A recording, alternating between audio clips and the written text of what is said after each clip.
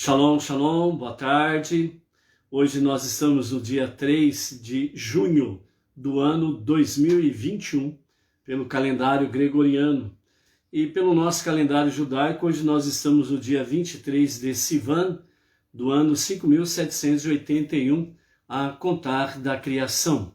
Portanto, a visão judaica da existência do nosso planeta, do nosso universo, é de 5.781. Esta é a data mais próxima da exatidão do que qualquer outro calendário, ok? Portanto, nós estamos hoje no quinto dia da semana, o nosso quinto dia do Shabat, e portanto nós estamos na nossa quinta leitura da Parashá semanal. Hoje nós estamos no dia 258, do ano 5.781, de onde nós temos aí tirado as nossas gotas diárias de sabedoria, de ensinamento, de aprendizado, que o nosso Rebbe Menachem Mendel, o tzadik da nossa geração, o líder da nossa geração, tem para conosco no nosso dia a dia. Então, trazendo o céu para a terra, é o livro com 365 meditações que foram compilados pelo Rabino Tzvi Freeman. É esse daqui, é uma ótima leitura diária, gotas de sabedoria diária, que você pode adquirir na livraria beneinoar.org.br, ou demais sites judaicos que temos aí à disposição. Temos também entre os Benei Noach aqueles que também trabalham com livrarias, e caso você não ache lá no site beneinoar.org.br, temos aí o nosso amado Antônio Márcio, lá do Rio de Janeiro, que também trabalha com livraria, ok? Então, vamos ver a gota de sabedoria do nosso Rebbe hoje. Qual é o recado do nosso Rebbe? Nós estamos dentro de um grupo de 18 ensinamentos sobre entre a mulher e o homem. Então vamos ver hoje qual é o recado que o Rebbe tem para nós com referência a isso. Então assim ele nos diz: com seu pai você pode aprender as coisas que tem de fazer. Com sua mãe, você aprende quem é. É por isso que a identidade judaica segue a linhagem matriarcal. Então, o Rebbe está dizendo aqui, você pode aprender as coisas, ou como fazer as coisas, realmente com o seu pai. Com sua mãe, você vai aprender quem é, ou seja, a sua identidade. Quem é você? Por isso, dentro da linhagem judaica, a linhagem ela é contada dentro da matriarcal, a linhagem matriarcal, pela mãe. Por isso que nós temos aí diante de nós duas formas de uma pessoa se tornar judia. A pessoa ela pode ser judia se ela nasce de uma mãe judia, ou se ela faz a conversão ao judaísmo. Então essas são as duas formas em que a pessoa ela se torna judia. Então, ou é pelo nascimento da mãe, ou pela conversão ao judaísmo, E aí faz todo aquele processo de conversão. Segundo, os nossos sábios, para nós não judeus, não é importante, não é uma coisa assim, vamos dizer, a coisa mais importante para nós não judeus é nos convertermos ao judaísmo. Então os sábios dizem que essa não é a nossa prioridade, ok? A nossa prioridade é cumprirmos a nossa missão como não judeus entre as nações. Porque vamos aí ombro a ombro com os judeus, estarmos servindo a Deus, com um serviço voluntário do coração, um serviço voluntário de amor, para transformar o mundo em ser o lar de Deus. Então, é por isso que é muito falado, né, dentro do próprio judaísmo, que judaísmo para os judeus e para os não-judeus temos aí as 7 leis universais. E dentro do escopo, né, do ensinamento, a linhagem matriarcal judaica, ela é contada dessa forma, né? E a lição que nós aprendemos aqui é exatamente o quê? Com o pai se aprende o que fazer, como fazer. Com a mãe se aprende quem você é, ou seja, a sua identidade. Portanto, né, seja uma mãe judia ou uma mãe não judia que está na fé monoteísta, isso daqui está falando dentro do escopo da sabedoria família judaica. E nesse sentido, as mulheres não judias que estão na jornada monoteísta com fundamento judaico, também precisa estar aí trazendo essa identidade de Benei Noach para os filhos, as filhas, e nesse sentido fazendo com que os filhos, as filhas realmente tenham essa visão. Quem sou eu nesta jornada, né? A sua identidade de Benei Noach. É isso que é importante, esta é a lição que nós precisamos ter, que nós precisamos fazer, e principalmente as mulheres que dentro da visão família judaica, a mulher ela é a luz, né, do lar, ela é a luz da família. E a educação familiar, ela é de fato entregue de uma forma preciosa por Hashem à mulher. Por isso, os nossos sábios mesmo falam, né, que os grandes homens, no sentido bíblico, né, e também da vida contemporânea judaica, eles sempre estiveram realmente bem alicerçados por causa das suas esposas, sempre um nível espiritual acima dos próprios homens. Então, começamos pela própria história de Abraham, Isaac e Yaakov. O que as matriarcas viram, né? E eles não conseguiram ver. Nós vimos isso desde Bereshit, nesse novo ciclo dos estudos da Torá. Então, Sara, Rivka, Leia, Rachel, elas viram coisas a mais do que os seus maridos não puderam ver, não conseguiram enxergar. Para ficarmos, né, no exemplo top, vamos assim dizer, né? Sara, a primeira matriarca, né? A Sara, ela viu realmente o que Abraão não conseguia ver com referência a Ismael, né? Sara viu que a vida libertina de Ismael seria permissiva, prejudicial, perniciosa para o seu filho de Isaac. E aquela convivência com Ismael traria um grande prejuízo tanto na vida de Isaac como na própria vida do povo hebreu para o futuro.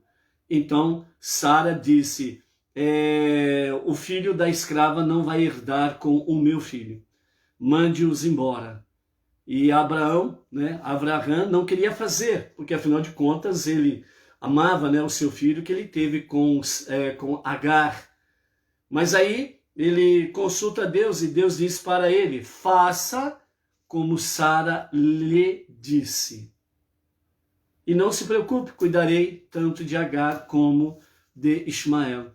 Mas a promessa ela diz respeito a você, Sara e Isaac, né?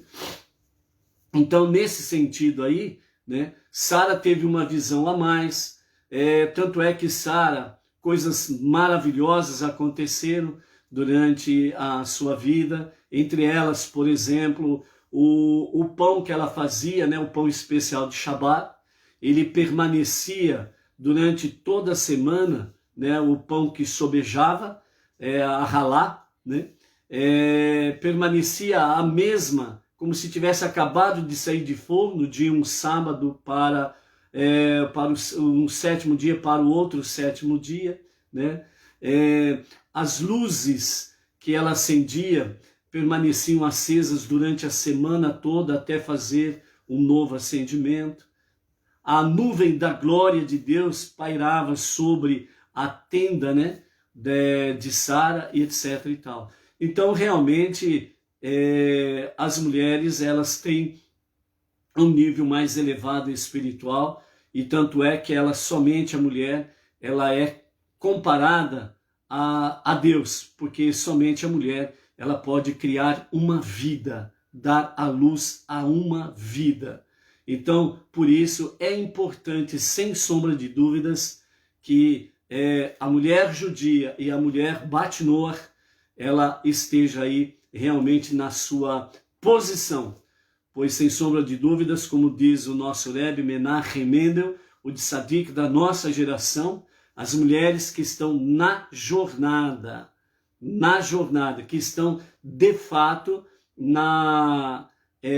no caminhar do monoteísmo, elas terão essa renovação constante e serão realmente grandes instrumentos da parte de Hashem para esse limiar do 6º milênio, para a revelação do justo e o verdadeiro Mashiach, ok? Então, por isso, mulheres Bat-Noach, que sejam cada vez mais aí ousadas em viver a emuná monoteísta com fundamento judaico, ok? Vamos em frente? Hoje nós estamos no 5º dia da semana, o 5º dia da leitura da nossa Parashá semanal. Então, hoje nós teremos a nossa 5ª leitura, que está no capítulo 15 do livro Bamidbar. Nós estamos na 37ª Parashá, que é Shelach Lecha, envia por ti.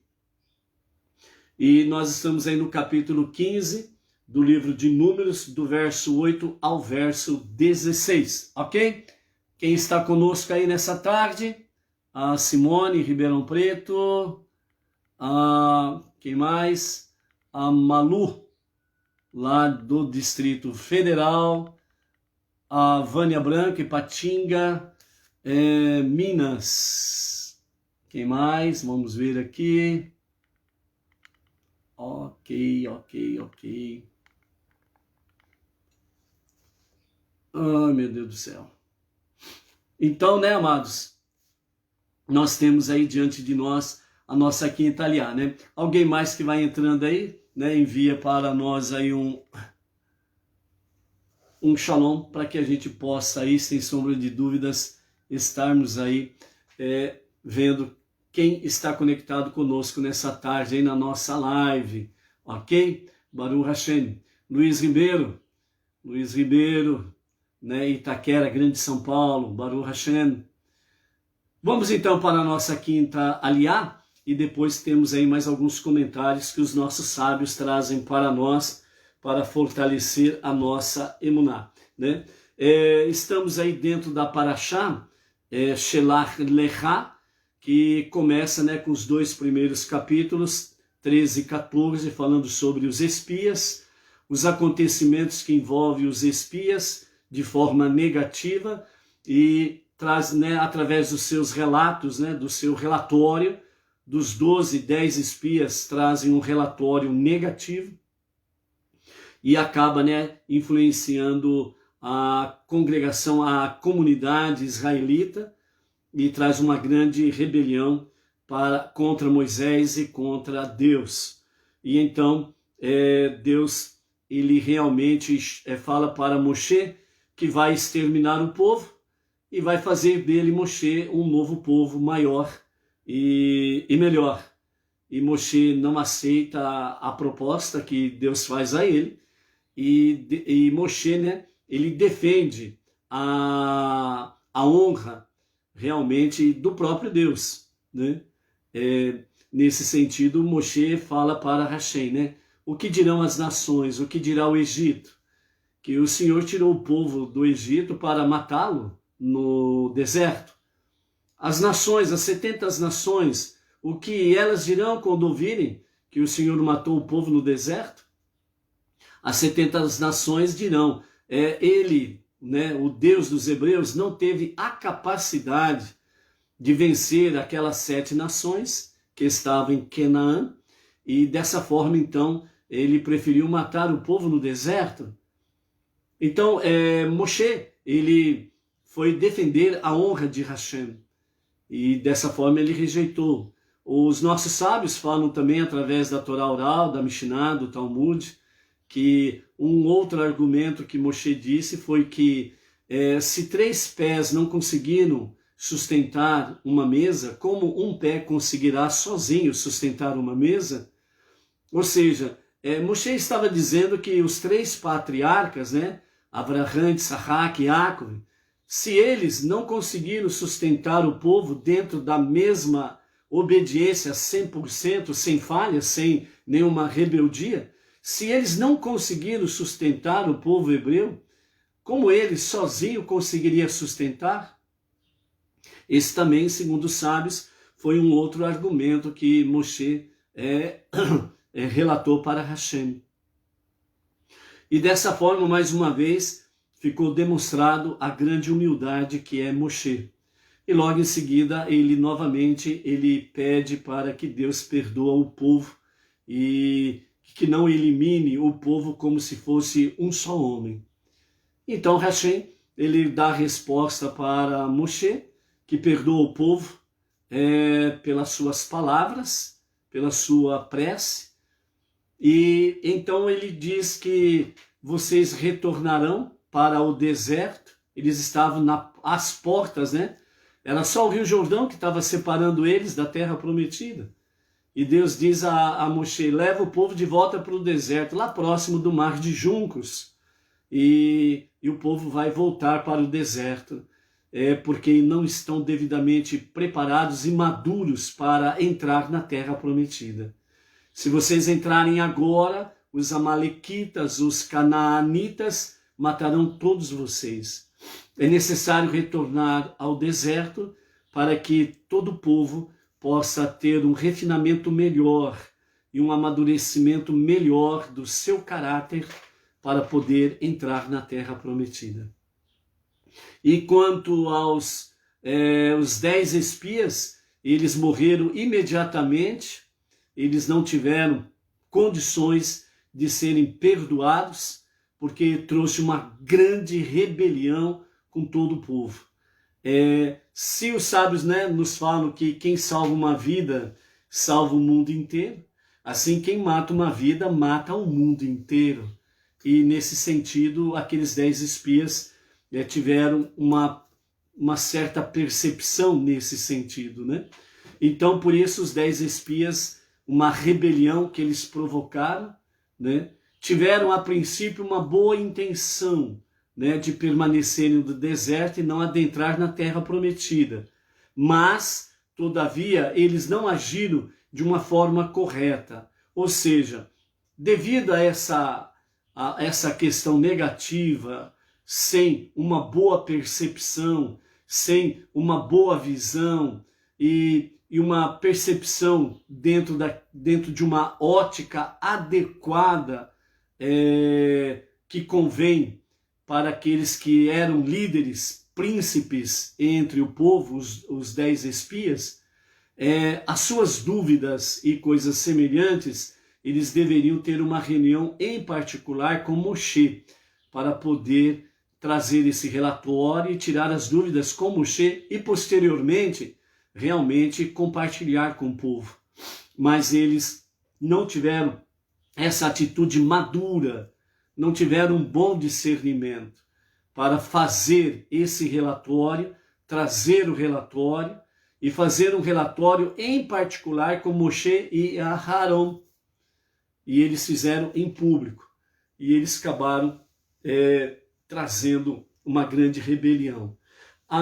Devido a isso, eles morreram imediatamente após a sentença de Hashem. E o povo retornou para o deserto.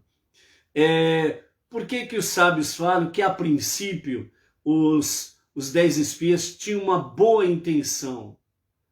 Porque quando os 10 espias eles foram inspecionar a terra prometida, Eles vieram com relatório e falaram, né, por exemplo, que a terra ela era uma terra que ela consome os seus moradores. As pessoas morrem de repente, sem mais, sem menos. E eles relataram por onde eles passavam, cada cidade que eles passavam, cada lugar que eles passavam, repentinamente alguém importante daquela cidade morria e todo o povo, né, ficava envolvido com o velório, o funeral, aquelas coisas todas, e não percebiam que eles estavam passando, inspecionando a terra. Então, eles não discerniram que aquilo era uma providência divina para que eles não fossem descobertos, presos e mortos pelas 7 nações. Então, é uma terra que consome os seus moradores, né?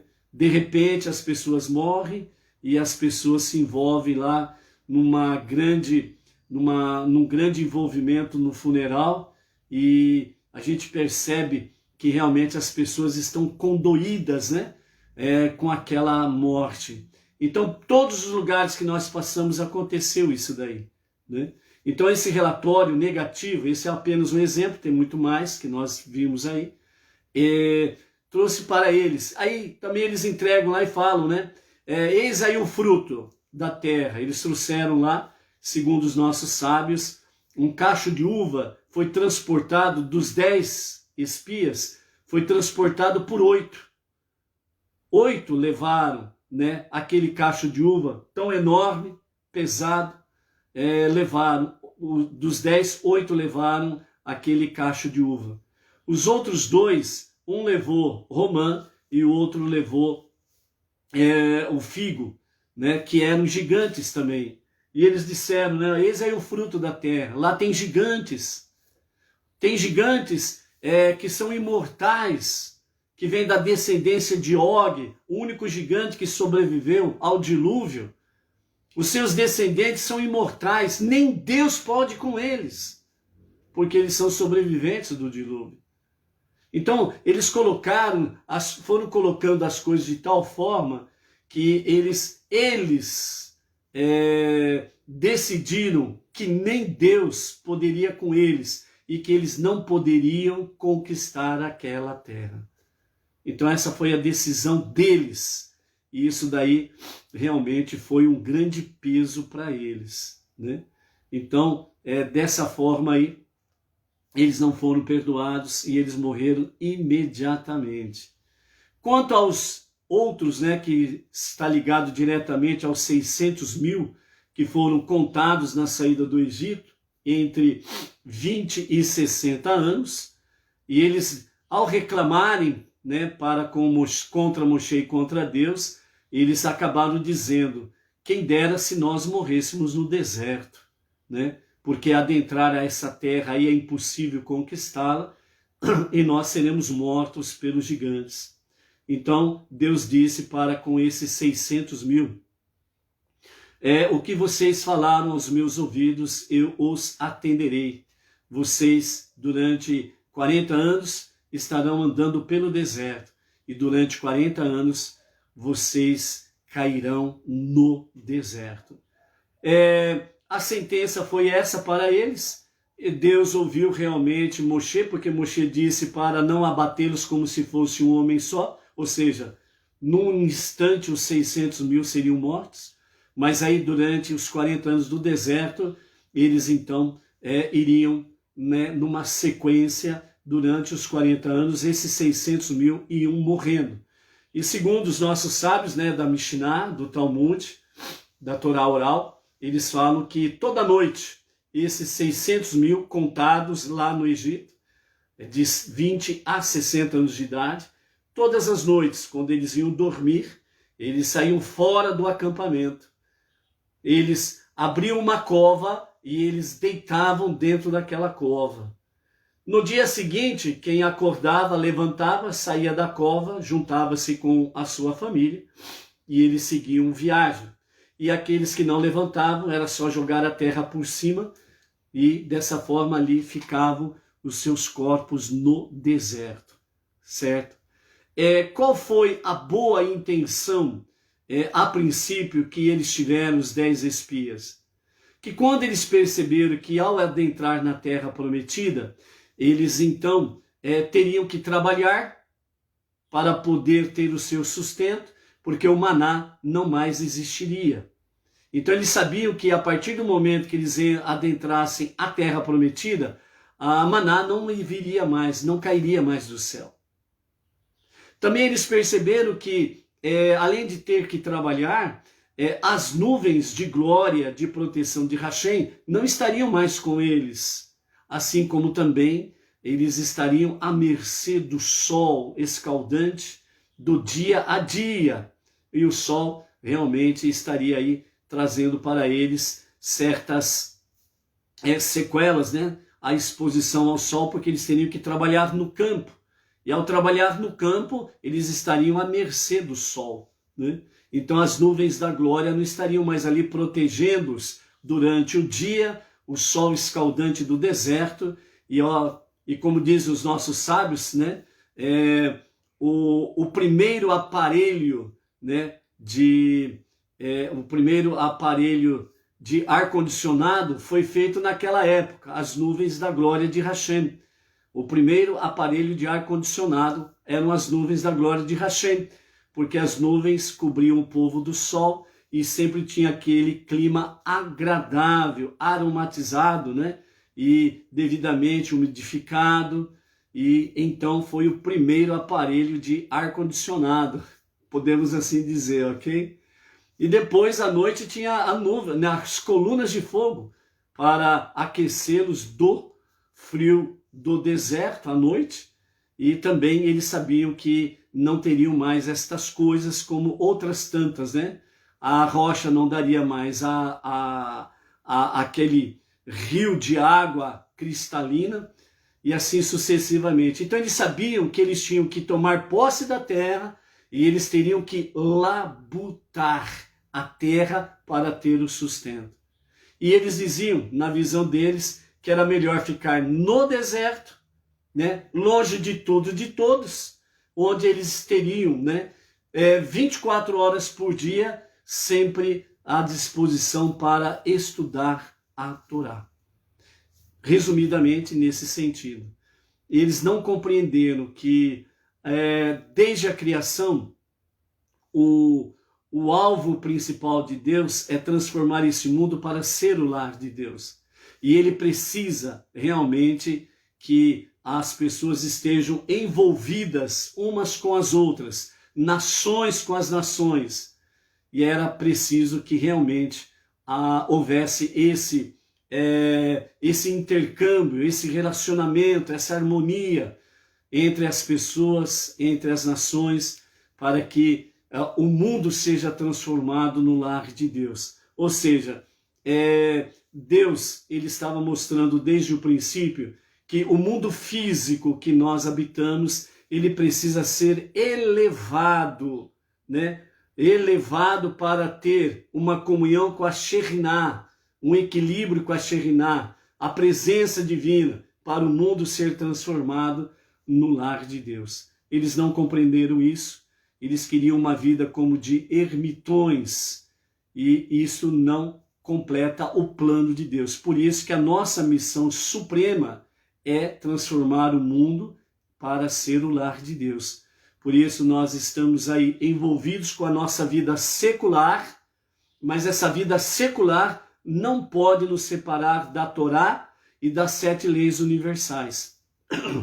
E nesse sentido nós precisamos elevar realmente a nossa vida secular, a nossa vida física, a nossa vida material aos padrões elevados para ter equilíbrio com a vida espiritual, a presença da Shekhinah. E nesse sentido, então, o povo precisou voltar ao deserto para poder amadurecer nesse conhecimento, nesse aprendizado e nessa vivência. E foi o que aconteceu, ok? E em seguida, nós tivemos aí a entrada no capítulo 15, nós tivemos a entrada então sobre as oferendas de farinha e libações de vinho para acompanhar os sacrifícios. Então a pergunta foi, né, na aliá de ontem, Deus acaba de dar uma punição terrível para o povo, volte ao deserto. Ou seja, poxa vida, vamos ter que voltar próximo ao mar de juncos? Vamos ter que voltar ao deserto. E logo em seguida, o Eterno vem com a palavra sobre libações, oferendas dos sacrifícios. Então, por que essa questão? Acabou de dar uma punição terrível, logo em seguida vem trazendo a questão das oferendas e libações que acompanham os sacrifícios. Segundo os nossos sábios, então, o que Deus estava querendo mostrar aqui para o povo, a resposta em si à pergunta está exatamente no capítulo 15, o verso 1, que fala assim: Deus disse a Moshe, fale aos filhos de Israel e diga a eles, abre aspas, quando vocês chegarem à terra de sua moradia, que eu estou dando a vocês, e vocês trouxerem uma oferenda de fogo voluntária e etc., fecha aspas, ou seja, mesmo depois da punição, imediatamente a punição, certo? O que acontece aqui? Deus vem e diz para que Moshe fale ao povo, povo, preste atenção nisto. Deus está dizendo que quando nós chegarmos à terra prometida, o lugar da nossa moradia, quando nós chegarmos aqui, é a terra que Ele, Deus, o nosso Deus, está dando a nós. Não foi usado no futuro, dará, mas que Deus está dando a nós. Ou seja, a palavra que Deus está trazendo nesse momento para o povo era uma palavra viva, real, que a esperança não está lá na frente. Ela está diante dos olhos deles e ela é real. Não importa se vocês vão retornar para o Egito e vão, durante 40 anos, estar no deserto. Mas essa terra é de vocês e ninguém vai tirar de vocês. Então Moshe veio e falou para o povo, realmente, tenham ânimo, tenham coragem para poder realmente viver este refinamento e amadurecimento dos nossos caráteres e da nossa, tanto no âmbito pessoal como espiritual, porque a terra é nossa e a terra vai ser, ela pertence a nós, melhor dizendo, é nossa e nós no tempo certo vamos tomar posse dela literalmente. Então foi uma palavra de ânimo, de coragem, uma palavra de esperança, uma palavra de vida, para que realmente não viessem a desistir, mas muito pelo contrário, viessem realmente ter coragem e ousadia para lutar nesse refinamento, nesse amadurecimento do caráter, tanto no âmbito espiritual como pessoal, para tomar posse da terra de forma inteligente, ok? Então, dentro dessa sequência que nós vamos agora para o versículo 8 do capítulo 15, para fazermos a nossa quinta leitura da semana, ok? Então, a quinta leitura, ela diz assim, vamos lá, Inês Martins, aqui de Pirajuí, shalom, shalom, o Marcos Santos, o Jandir Dias, o Paulo César, shalom, shalom. Então vamos lá para o nosso capítulo 15, verso 8, que diz assim, se você sacrificar um touro jovem como uma oferenda queimada ou uma oferenda de paz abatida, para cumprir um voto ou como uma oferenda de paz para Deus, com o touro jovem a pessoa oferecerá uma oferenda de farinha de 3/10 de efá, de farinha fina misturada com meio hin de azeite. Você oferecerá meio hin de vinho como uma libação. A oferenda de farinha e o azeite serão uma oferenda de fogo, um aroma agradável a Deus. Isto é o que precisa ser feito para cada boi ou carneiro, ou para cada ovelha jovem ou cabra jovem. Correspondendo ao número de sacrifícios que vocês fizerem, vocês deverão oferecer o número apropriado de oferendas de farinha e libações de vinho para cada um. Cada cidadão nativo deverá apresentar estas oferendas deste modo, a fim de oferecer uma oferenda de fogo de aroma agradável para Deus. Quando um convertido vier viver entre vocês, ou da mesma forma os convertidos que já estão entre vocês, em qualquer época por todas as gerações, oferecer uma oferenda de fogo de um aroma agradável a Deus. Ele oferecerá o sacrifício da mesma maneira que vocês. Um estatuto se aplica para a congregação inteira, tanto para vocês como para os convertidos que vivem com vocês. Um estatuto se aplica a todas as suas gerações, assim como é para vocês, será também para o convertido diante de Deus. Haverá uma Torá e uma lei para vocês e para o convertido que vivem com vocês. Aqui nós encerramos a nossa quinta aliá, né? Resumindo essa parte aqui, fica exatamente dessa forma. Um estatuto, uma Torá, tanto para vocês, originais, como para os convertidos. Os convertidos não terão leis, preceitos e nenhuma Torá diferente. A Torá é a mesma. Os preceitos são os mesmos, certo? Então, aquele que vem à conversão, ele vai fazer exatamente aquilo que o judeu faz. Segundo alguns comentaristas, fala que na atualidade, toda e qualquer conversão ao judaísmo, ela é chamada a princípio de incompleta. Por que incompleta? Por causa exatamente do que acabamos de ler. Porque não tem sacrifícios. A partir do ano 69 da nossa era comum, o templo em Jerusalém, o Beit HaMikdash, ele foi destruído pelas legiões romanas. Então, desde o ano 69 para cá, desta era comum, os sacrifícios não são mais feitos. Por quê? Porque os sacrifícios só podem ser feitos no Beit HaMikdash. Não tendo o Beit HaMikdash, os sacrifícios não são feitos, como não são feitos de fato desde então. Então, segundo os nossos sábios, falam que toda conversão, a princípio, ela é qualificada como incompleta, por causa desse detalhe, porque não é levado ao templo o sacrifício, certo? Porém, né, toda conversão ela é devidamente reconhecida pelo mundo judaico, né? Pelo tribunal rabínico. Ele é devidamente reconhecido como uma conversão legal.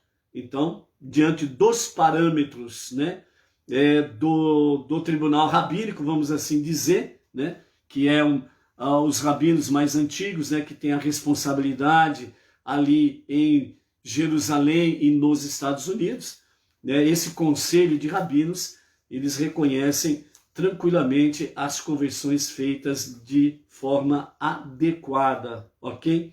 Então, mas, né, fica faltando essa parte aí do sacrifício, né, e o que será concretizado nos dias de Mashiach, quando o templo será construído em dimensões maiores do que os dois primeiros, bem como também a presença divina, ela será maior do que os dois primeiros aí, ok?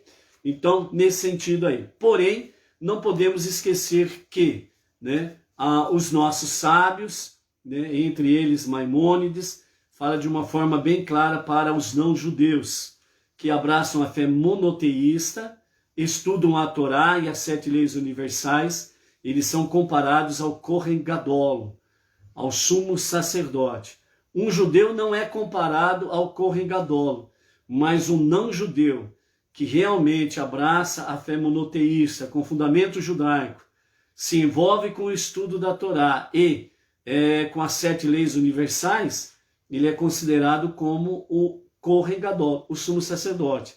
E dentro desse sentido, os sábios trazem para nós que, para nós não-judeus, o momento não é estarmos aí preocupados, né, com aquela dor de cabeça, eu vou fazer minha conversão, não faço, não faço.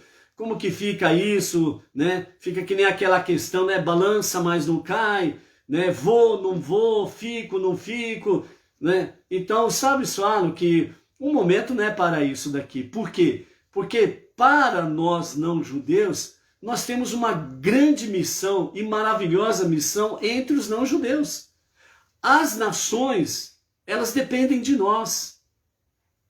Simplesmente isso. As nações dependem de nós, não judeus, que estamos vivendo uma fé monoteísta, com fundamento judaico, no judaísmo, né? Com fundamento na Torá, nas 7 leis universais, com as orientações dos rabinos. Nós temos uma grande missão entre os não judeus.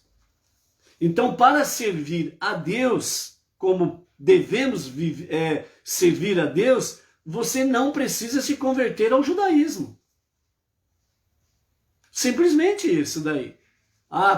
Porque infelizmente tem aquelas pessoas que pensam assim, eu preciso me converter ao judaísmo, porque se eu não me converter ao judaísmo, eu não me sinto completo, eu não estarei servindo a Deus por completo.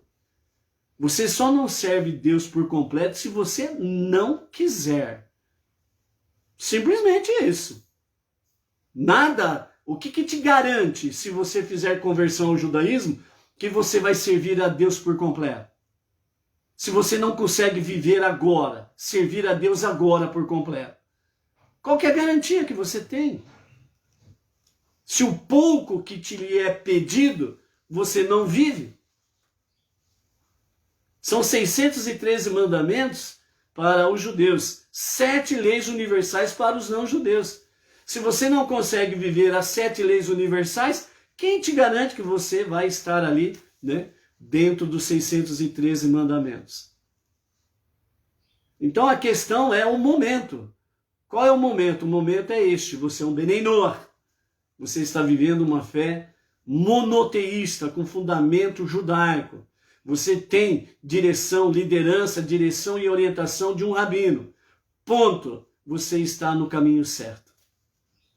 Qualquer coisa que vier colocar em dúvida isso daí, seja de quem for, não é uma mensagem divina. Não vem de Deus. Ponto final. Ok? Então, não fique dando murro em ponta de faca. Ok? Não fica procurando chifre e cabeça de cavalo. Ok? Vamos em frente? Bom, algumas coisas que nós queremos trazer para você aqui nessa tarde, algumas lições sobre essa paraxá da nossa semana até aqui.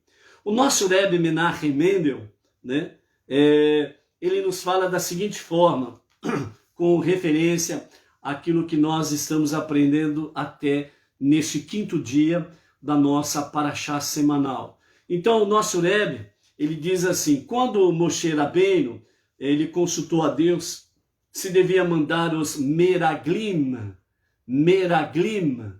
que são os mensageiros, os espiões, literalmente falando, o Eterno respondeu para ele dizendo assim, Shelach lecha. Moshe foi e perguntou para Deus, manda ou não manda? O povo quer que manda os espias. Eu concordei. E agora? Vim consultar a ti. Mando ou não mando? Deus simplesmente respondeu para ele, Shelach lecha. Ou seja, é sua decisão, Moshe. É você que decide. Dentro dessa visão, o nosso Rebbe Menachem Mendel, ele vem trazer para nós uma lição importante. A partir desse momento, na visão do nosso Rebbe Menachem Mendel, o tzadik da nossa geração, o líder da nossa geração, ele diz assim, a partir desse momento, Deus ele começou a compartilhar responsabilidades com o homem. Até aqui, tudo era Deus. Qualquer coisa, Moshe corria debaixo da nuvem. Deus, a situação é essa, o que eu faço? E Deus dizia para ele, faz isso, e assim sucessivamente. Nesse momento aqui, justamente na questão de enviar, né, os meraglim, os espiões, Deus disse para Moshe, Shelach lecha, envia por ti mesmo. Ou seja, o que Deus estava dizendo a Moshe era, é sua decisão, Moshe. É você que deve decidir. Então, a partir desse momento, na visão dos sábios e do nosso Rebbe Menachem Mendel, ele diz que a partir desse momento, Deus começou a fazer esse compartilhamento de responsabilidades. Você precisa decidir. Você precisa decidir. É você que vai decidir, né? Ou seja, é você que diz assim, vamos continuar o que acabamos de dizer sobre servir realmente a Hashem por completo. Então, o que decide se você vai servir a Deus por completo? É viver o monoteísmo como Benei Noah, dentro das 7 leis universais e do estudo da Torá, naquilo que nos é pertinente? Ou minha conversão ao judaísmo, tendo diante de mim os 613 mandamentos? Shelach lecha. Você decide. Se você não decide por aquilo que você está vivendo no momento, o que te garante que você vai viver amanhã? O que te garante? Hoje eu acordei, né, entre aspas, né, no ditado popular nosso aí, né? Hoje eu acordei com o pé esquerdo, não chega nem perto, nem olha para mim. Nem olha para mim. Hoje eu acordei com o pé esquerdo. Olhou para mim, o pau come. Não tem esse detalhe aí entre nós brasileiros aí? Não é verdade? Então, não olha para mim hoje, porque hoje eu acordei com o pé esquerdo, vai pegar fogo. Então deixa eu no meu cantinho quieto. Não, hoje eu amanheci com o pé direito. Pode pisar no meu calo de estimação que não vai fazer efeito nenhum. Eu estou zen, eu estou nas alturas. Eu acordei com o pé direito hoje. Não, não é assim.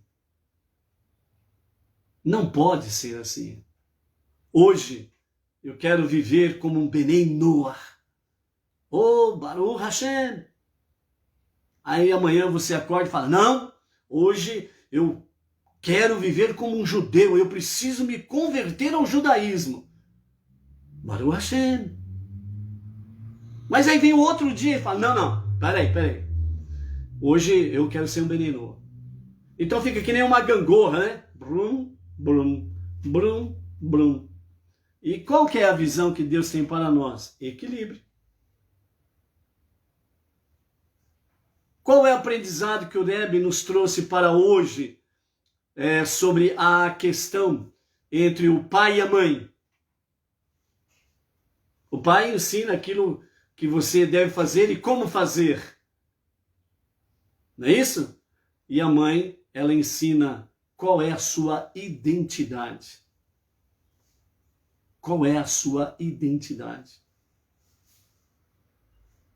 Então, o Pai Celestial nos mostra o caminho, aquilo que nós precisamos e devemos fazer. A Torá, como uma mãe, ela mostra para nós, junto com as 7 leis universais, que estão inclusas dentro dos 10 mandamentos, a Seret Hadibrot, os 10 ditos, as 10 palavras, lá do Monte Sinai, nos diz a nossa identidade, quem somos. E é isso que eu preciso viver. Então, na visão do nosso Rebbe Menachem Mendel, ele nos fala sobre essa questão. É sua decisão. Você é quem deve decidir. Dentro disso daí, e mesmo que Deus já havia lhes garantido a vitória, os nossos sábios nos ensinam que não devemos nos basear em milagres, mas devemos tentar fazer as coisas de forma natural. Por isso Moshe pensou que seria boa ideia enviar os espiões. E mesmo assim, não teve fé em si mesmo, e ele foi consultar com Deus. Surge então a seguinte questão: se isso deveria ter sido feito, por que Deus não ordenou por si mesmo que os espiões fossem enviados? Por que deixou essa decisão nas mãos de Moshe? A resposta, segundo o nosso Rebbe, ele diz, a resposta é muito simples. Justamente pelo fato de que as coisas devem ocorrer de forma natural. E os judeus deveriam se preparar da melhor maneira possível para a batalha. Não havia motivo para que recebesse uma ordem expressa de Deus.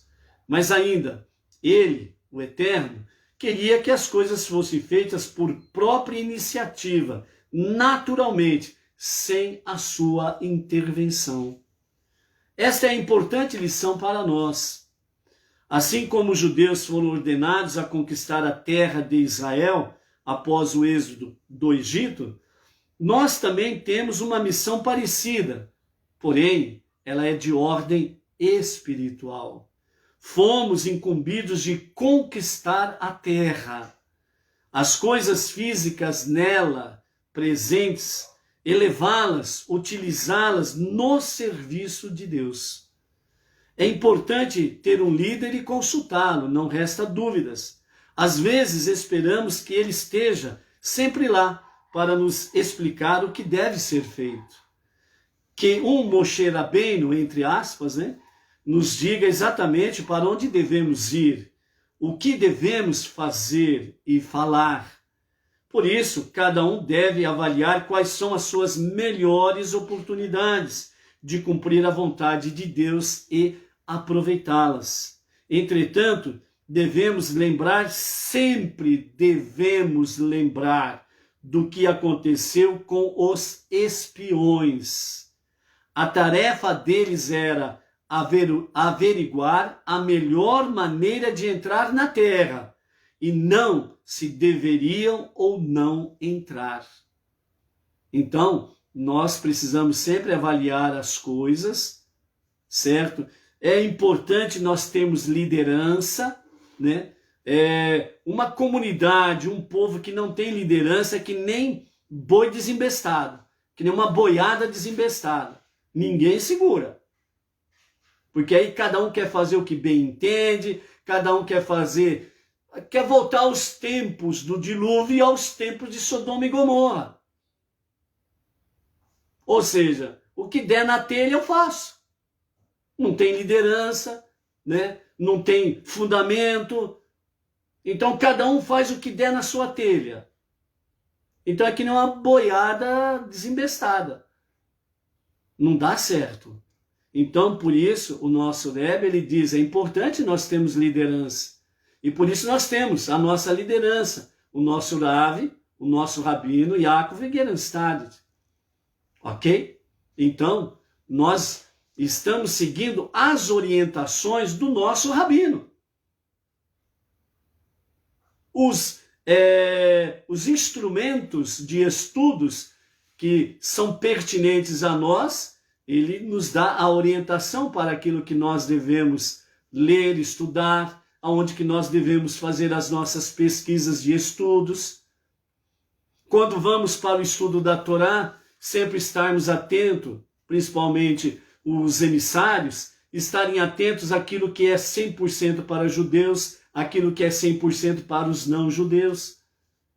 O aprendizado para aquilo que é pertinente aos judeus, que serve de lições para as nossas vidas, e assim sucessivamente, certo? Porém, nós não podemos esquecer o que aconteceu com os espiões.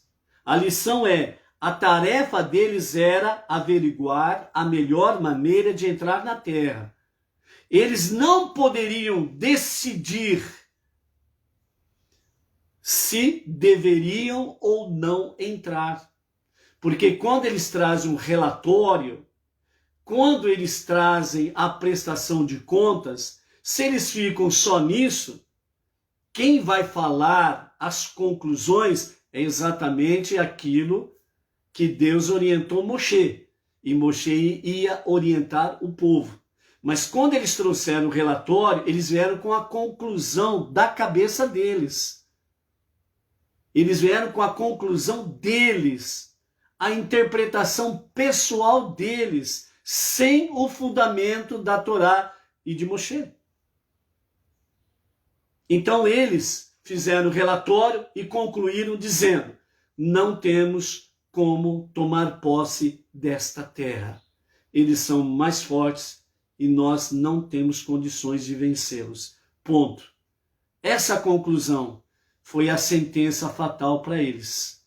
E isso trouxe a grande rebelião nos dias contra Moshe e contra Deus. Então, o erro dos Meraglim, dos espiões, foi ter cumprido uma missão de forma errada, pois não foi solicitada a eles uma avaliação pessoal, conclusiva, geral dos fatos. Vejam bem, né? Só um exemplo, né? Quando eles falaram que a terra consome os seus habitantes, eles não conseguiram ver que era Deus que estava fazendo milagres para que eles fossem protegidos. Eles não conseguiram enxergar isso. Por quê? Porque eles estavam fora de conexão com Deus. Eles estavam fora da conexão com o objetivo da missão.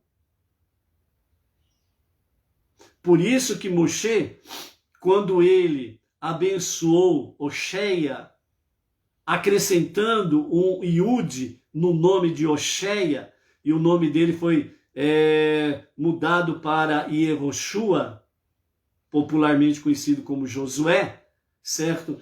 Nessa bênção que Moshe deu para Yehoshua, foi exatamente para que ele não sucumbisse às tentações dos 10 espias que viriam, né, para com ele durante a peregrinação da espionagem da Terra Prometida. Quanto a Caleb, ele foi ao túmulo dos patriarcas. Na sua passagem, ele foi até o túmulo dos patriarcas pedindo a proteção divina, para que ele também não sucumbisse às tentações dos 10 espias. Então, dos 12 espias, 10 realmente vieram com esse relatório negativo e com as suas conclusões pessoais. Não temos como tomar posse dessa terra, não temos como vencer, porque nem Deus vence os gigantes que estão ali. Então, eles trouxeram uma conclusão péssima, negativa, obscura, e afetou a moral de todo o povo israelita. E aí surgiu então a grande rebelião contra Moshe e contra Deus. Por isso, as tarefas essenciais, continua o nosso Rebbe Menahem Mendel, as tarefas essenciais que devemos cumprir não devem encontrar objeções, e a maneira de efetuá-las deve estar de acordo com a Torá. Porém, cada um deve usar sua própria capacidade e seu intelecto para realizar a sua missão da melhor maneira dentro de seus limites, para cumprir a vontade divina e aproximar Mashiach o mais breve possível. Por isso, amados, nós precisamos cumprir a nossa missão como não-judeus e não sairmos dos nossos limites. Nem os sábios e nem o próprio Rebbe Menahem Mendel, o tzadik da nossa geração, o líder da nossa geração, nem ele incentivou a conversão ao judaísmo dos não-judeus. Ou seja, ele colocou os judeus dentro do padrão da Torá e dentro do plano divino. E incentivou com que os rabinos saíssem da sua zona de conforto, fosse até os não-judeus, para levar a eles o conhecimento, para trazer a nós o conhecimento da unidade e da unicidade de Hashem. O verdadeiro monoteísmo bíblico e não o monoteísmo de fachada que se tem por aí. Mas o verdadeiro monoteísmo, falando da unidade e da unicidade do único Deus e único Salvador, Hashem, o Criador. Aquele que é um e único. Nele não há divindade, nele não há dualidade, nele não há trindade, nele há apenas unidade e unicidade.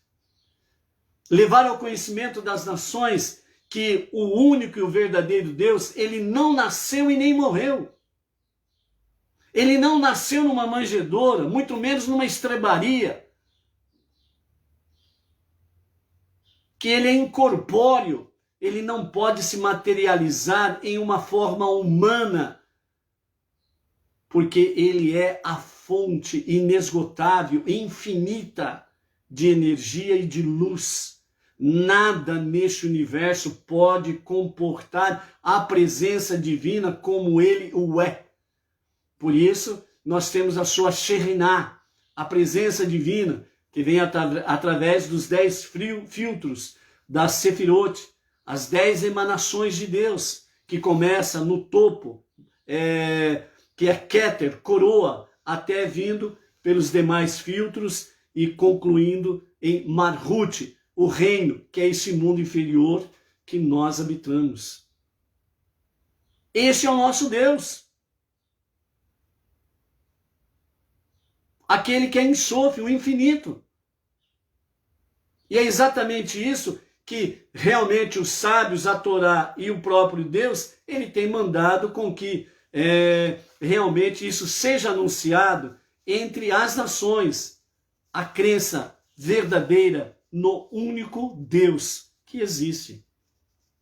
Então, por isso, amados, a nossa missão é uma missão sublime, é uma missão maravilhosa. O que é? Falarmos e anunciarmos um único e verdadeiro Deus, ponto. Não tem, como diz outro assim, né? Não tem mistério e nem grandes segredos. É só falar do único e verdadeiro Deus, ponto. Por isso, as Escrituras falam de forma bem clara que Deus não rejeita aqueles que o amam e aqueles que se aproximam dele. Ponto. Ele dá a todos a liberdade de se aproximar dele. Não precisamos de intermediário, não precisamos de escadas, não precisamos de pedágios e por aí afora vai. Então essa é a grande missão que nós temos como não-judeus entre as nações. Cumprirmos a nossa missão dentro dos nossos limites. Ponto final. É nesse sentido que Deus quer encontrar cada um de nós. E para nós encerrarmos aqui a nossa aliá de hoje, então, uma outra reflexão que nós encontramos dentro dessa paraxá aqui, que os nossos sábios trazem para nós, agora através do nosso rabino Yosef Jacobson, né? Ele nos fala sobre a seguinte questão: não pergunte se, mas pergunte como. Não pergunte se, mas pergunte como. Ou seja, o difícil, né? Um grande general de exército americano, o general Montgomery, ele falou da seguinte forma na Segunda Guerra Mundial: o difícil fazemos imediatamente. O difícil. O impossível demora um pouquinho mais. O difícil fazemos imediatamente. O impossível, nós demoramos um pouquinho mais, mas a gente chega lá. Então, essa expressão deste general para a sua tropa era uma palavra do quê? De incentivo. O momento era crítico, era difícil. Uma guerra que acabou envolvendo praticamente todo o globo terrestre, as nações, muitas mortes, milhares e milhares de mortes. Então ele disse de uma forma em que veio trazer o quê? Incentivo, coragem, ânimo para prosseguir no objetivo. O objetivo era vencer um inimigo cruel, um inimigo que não tinha limites para afetar a vida humana, matar a vida humana. Era muito cruel o inimigo. Então, uma outra expressão aqui dentro desse contexto todo aqui do nosso rabino Yosef Jacobson, ele traz para nós um fato que aconteceu numa determinada sinagoga lá nos Estados Unidos. Então ele diz assim, o buraco no telhado. Então um rabino, ele estava percebeu que estava tendo uma goteira na sinagoga. Ele chamou alguém específico ou especialista no ramo, subir em telhado, ver o que estava acontecendo no telhado. E então essa pessoa disse para ele, falou, rabino, tem um buraco no telhado aí. E à medida que chover, isso vai cair tudo para dentro, né? A chuva, e vai trazer um grande dano à sinagoga do Senhor. Aí ele falou, ok, obrigado. À noite tinha reunião com o povo. Então ele disse assim para o povo, pessoal, preste atenção, tem uma ótima notícia para vocês e também tem uma notícia ruim para vocês. A boa notícia é que temos um buraco no telhado. Vocês já sabem desse buraco, tem um buraco no telhado, ok?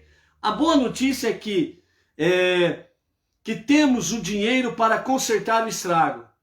Nós temos o dinheiro para consertar o estrago. Uhul! Aí o povo vibrou. Opa! Tem dinheiro para consertar o buraco. Lá no telhado. Beleza.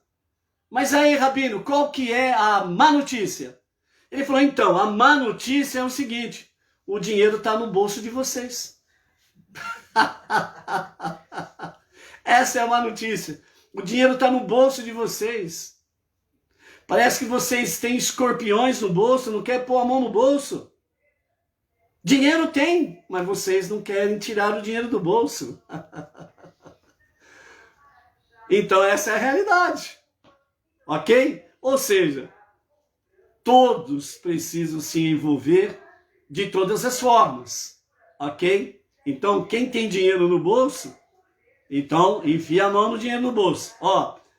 Tem aí as necessidades da sinagoga sede, lá no Brooklyn, São Paulo, as comunidades regionais, né? E temos a nossa aí na descrição do vídeo também, ok? Então, põe a mão no bolso aí, joga o escorpião fora. Vamos em frente aí. Então, aí o nosso rabino Yosef Jacobson continua.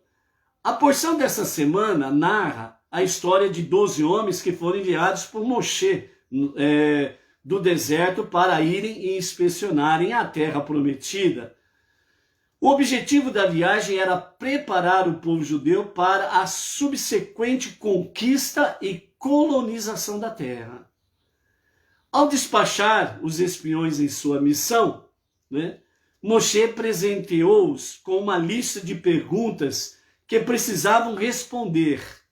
Ou seja, disse Moshe, observem a terra, como ela é, e as nações que ali habitam são fortes ou fracas, são poucas ou numerosas, e como é a terra na qual eles residem, ela é boa ou é má, e como são as cidades onde moram, são abertas ou fortificadas? Quando os espiões retornaram de sua ronda de 40 dias, apresentaram ao povo um relatório e suas descobertas. Chegamos à terra, disseram eles, aonde fomos enviados. E de fato ali flui leite e mel. E esses são os seus frutos. E apresentaram os frutos. O cacho de uva, a gigante, a maçã gigante, o figo gigante. Mas o povo que habita o país é poderoso. As cidades são bastante fortificadas e vimos também o filho do gigante. Não podemos ir até aquele povo, pois é forte demais para nós, proclamaram os Meraglim, os espiões.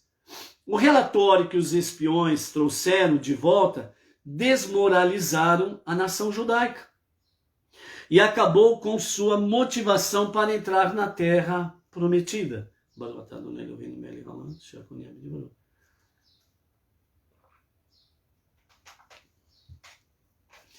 Como resultado disso, os espiões foram severamente punidos e a geração inteira por fim morreu no deserto, jamais conseguindo chegar à terra.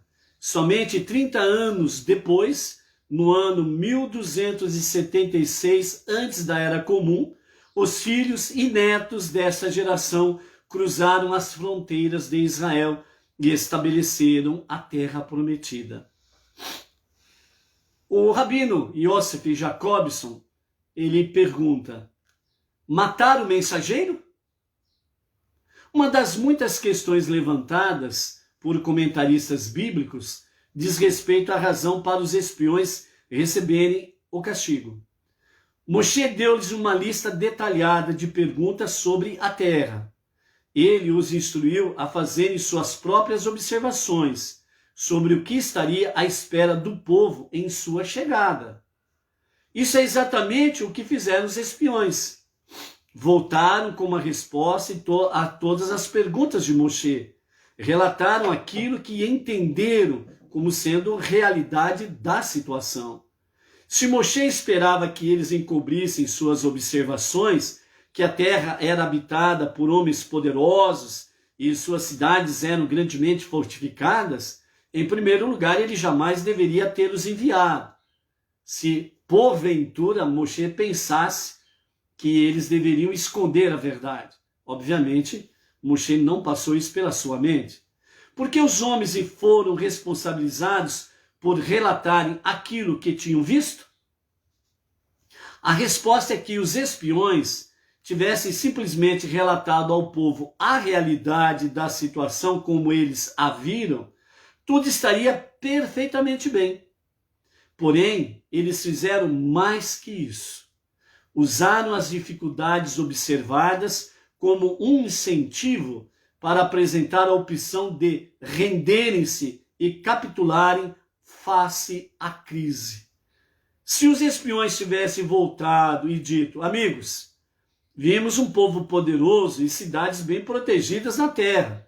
Portanto, agora precisamos bolar uma estratégia eficaz para levar a termo nossa missão desafiadora.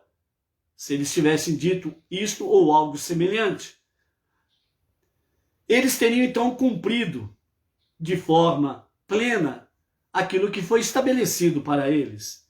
No momento em que reagiram aos obstáculos, dizendo: não podemos mais fazer isso, eles influenciaram todo um povo a abandonar seu destino designado, nada mais, nada menos, pelo próprio Deus.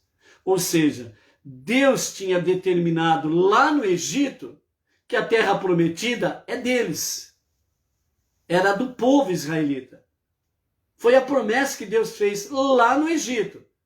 Sem, contudo, não podendo esquecer que, mesmo lá no Egito, o povo tinha lembranças que Deus tinha conversado com Abraão, o patriarca, sobre a escravidão deles no Egito, a libertação deles e a posse da terra prometida. Já era algo que Deus já tinha prometido a Abraão. Dessa forma, quando esses 10 espias vêm com essa conclusão deles, ou seja, eles foram além dos seus limites, não para servir a Deus, mas contra Deus. Porque quando eles disseram: não podemos mais fazer isso, eles estavam mudando o plano de Deus.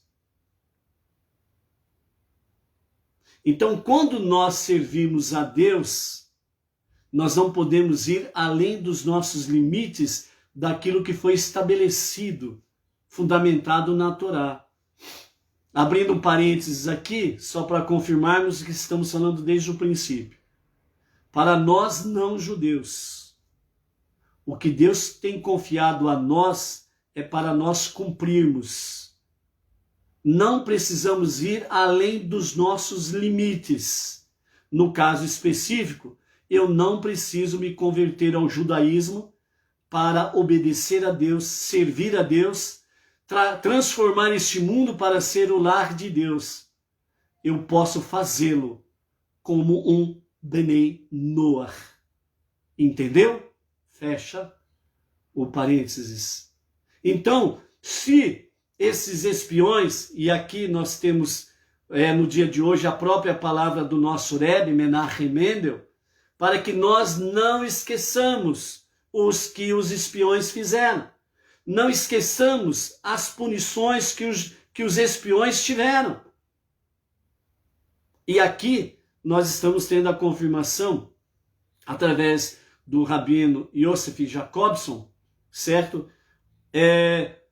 Que nós, se os espiões tivessem relatado e colocado um ponto final, mas se eles não acrescentassem, não podemos mais fazer isso, se eles não tivessem acrescentado isso, as coisas teriam se ido por um outro caminho.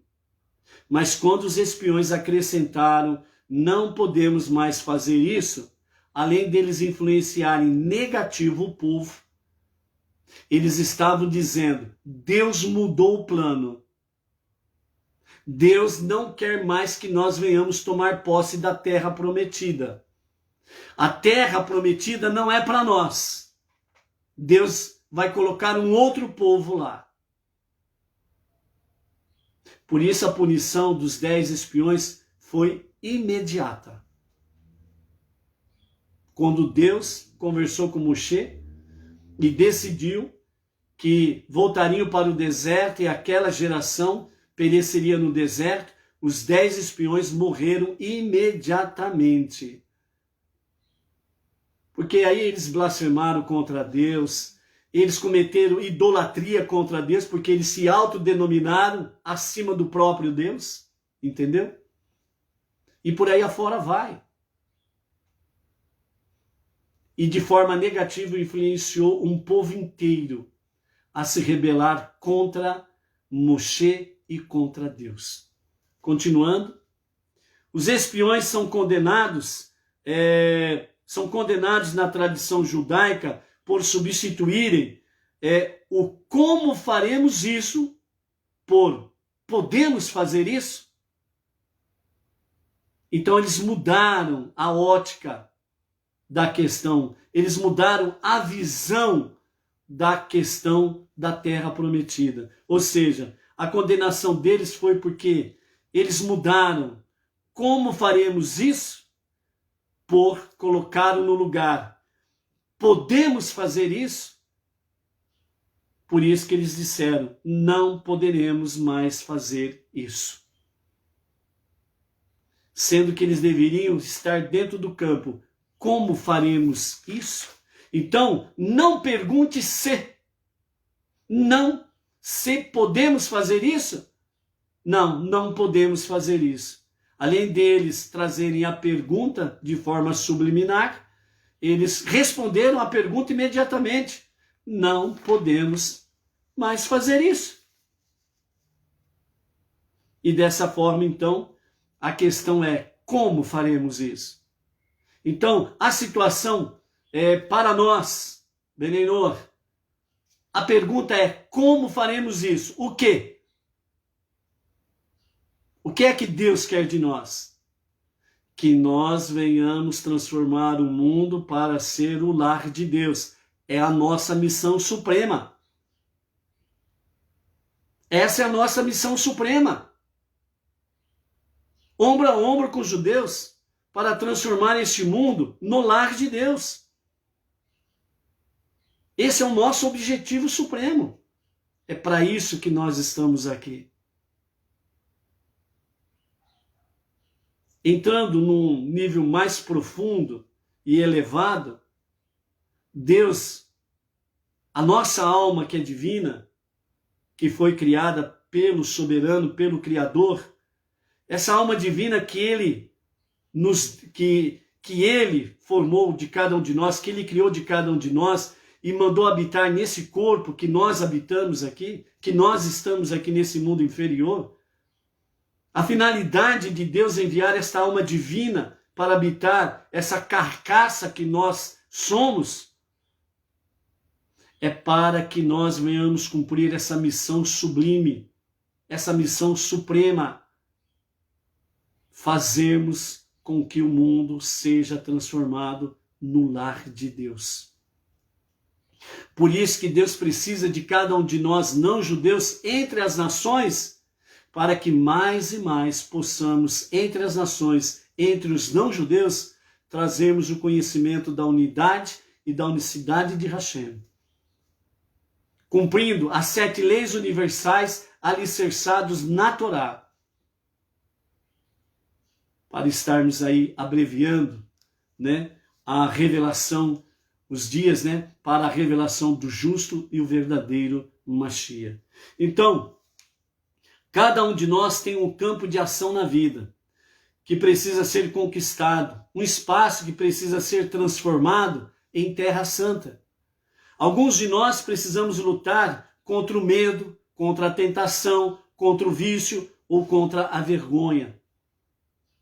Ou seja, nós temos diante de nós realmente muitas coisas para lutarmos contra, para podermos alcançar o nosso objetivo, que Ele determinou para cada um de nós. E não nos entregarmos como os 10 espiões se entregaram. Não podemos fazer isso. Ou você chega numa conclusão e diz assim, eu não posso transformar esse mundo para ser o lar de Deus como um Benei Noah. Eu preciso me converter ao judaísmo. Se você não consegue ser o que você é e aquilo que Deus determinou para você ser um não-judeu, você vai cumprir fazendo uma conversão ao judaísmo? Quem te garante isso? Então nós precisamos lutar contra muitas coisas para podermos realmente cumprirmos a nossa missão. Entre elas, o medo, a tentação, o vício, a vergonha. Nós precisamos, nos dias atuais aqui, mais do que nunca, nós precisamos vencer o quê? Um grande mal que está assolando os nossos dias, que se chama depressão. A depressão está matando gente adoidado. Pessoas estão perdendo as suas vidas com remédios e mais remédios, tentando vencer a sua depressão. Remédios que deixam as pessoas ainda mais depressivas. E o remédio é a Torá. O remédio é a unidade, a unicidade de Deus. O remédio é estarmos juntos, reunidos, no mesmo pensamento, na mesma Torá, nas mesmas 7 leis universais. O nosso remédio está aqui, perto de nós. Por isso, diz a Torá, aonde está a tua palavra? Está do outro lado do mar? Não, ela está perto de ti, junto do teu coração, junto da tua mente.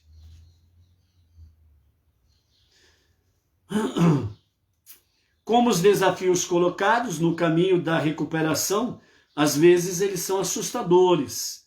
Somos naturalmente tentados a acreditar que somos incapazes de superar nossas trevas, nossos fantasmas, os nossos desafios, os nossos conflitos. E assim rendemos-nos aos nossos demônios. Foi o que aconteceu com aqueles 10 espias e foi o que aconteceu com aquele povo naquele momento.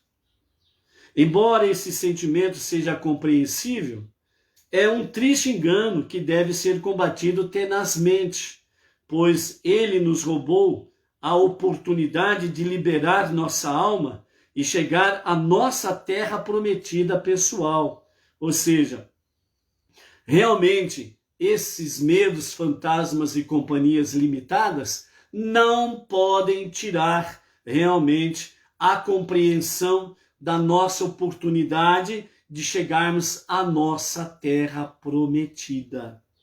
A escolha da resignação nos impele a permanecermos empacados pelo resto de nossa vida num deserto estéril, feito de vergonha, insegurança e fraqueza.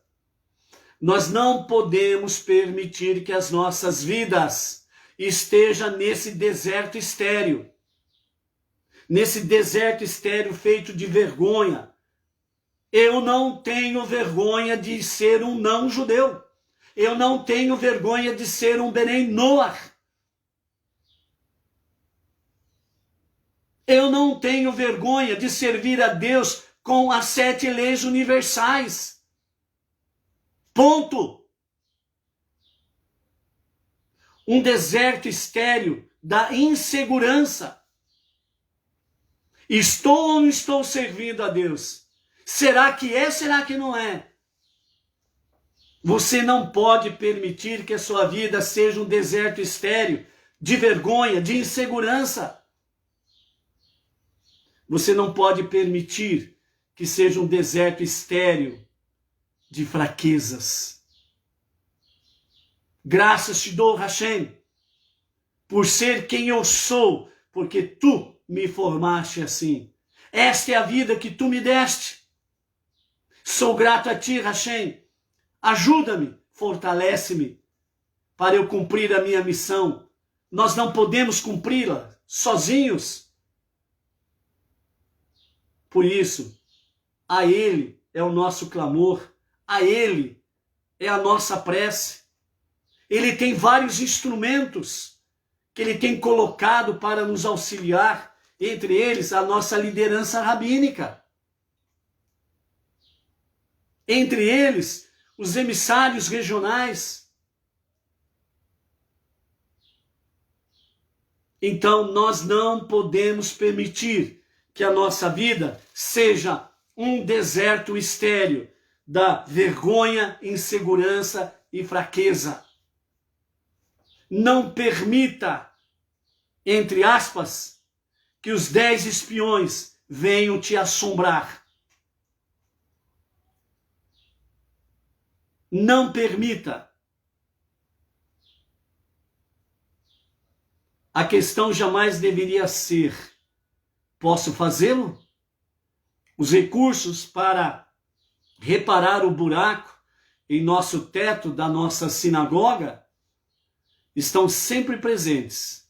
Todo problema é passível de ser lidado. Deus não colocou diante de nós obstáculos impossíveis de serem transportados, de serem vencidos, de serem ultrapassados. Deus não colocou diante de nós um impossível que nós não podemos fazer. Senão Ele não seria Deus. Senão Ele não seria o Pai das misericórdias.